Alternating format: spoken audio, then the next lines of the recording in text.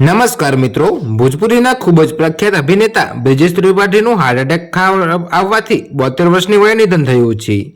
તો મિત્રો, બ્રિજેશ ત્રિપાઠી ભોજપુરીના ભીષ્મ પિતામહ તરીકે ઓળખાતા હતા। તો એક્ટર મુખ્યત્વે ભોજપુરી ફિલ્મોમાં નકારાત્મક પાત્રો ભજવવા માટે જાણીતા હતા। જી હા મિત્રો, તેમના નિધનના સમાચારથી ભોજપુરી ઇન્ડસ્ટ્રીઝમાં શોકનો મોજો ફરી વળ્યો છે। તો બ્રિજેશ ત્રિપાઠી 46 વર્ષથી ભોજપુરી સિનેમામાં સક્રિય હતા। તેમણે પવનસિંહ, દિનેશલાલ યાદવ અને અન્ય ઘણા મોટા સ્ટાર સાથે કામ કર્યું છે। તો મિત્રો, તમને જણાવી દઈએ કે ત્રિપાઠી ફિલ્મ ઓમની રિલીઝ પછી ખ્યાતિમાં વધારો થયો, જેમાં તેમણે મહત્વની ભૂમિકા ભજવી અને પોતાના જવાબદાર અભિનયથી દર્શકોને પ્રભાવિત કર્યા। તો મિત્રો, આ ફિલ્મનું નિર્દેશન સુનિલ માલજીએ કર્યું હતું।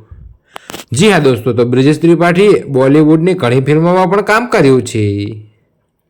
તો દોસ્તો, અત્યારે હાલ માટે આટલું જ। મળીશું નવા અપડેટ સાથે। અને જો તમને અમારા વિડીયો પસંદ આવતા હોય તો વિડીયોને લાઇક, કોમેન્ટ, શેર અને અમારી ચેનલને સબસ્ક્રાઇબ કરવાનું ભૂલતા નહીં મિત્રો।